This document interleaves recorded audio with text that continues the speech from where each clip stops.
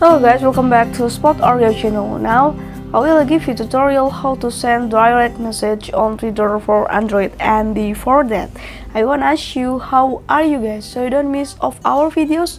Don't forget to like, share and subscribe this channel, and let's start it for the tutorial. First we go to the application of the Twitter that you have been to install it before.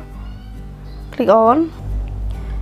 And after that you can go to the below here. There is a tab for the home, search, the notification, and then the next one is the symbol of the envelope or the message.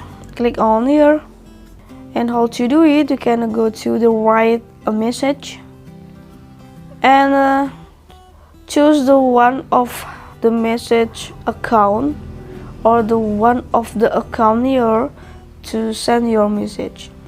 Click on. If you're done, you can click next. You also to be search here to type the name of the account. Okay, you can click on. You can also to type of yours, but you can also to type for the message from the stranger maybe.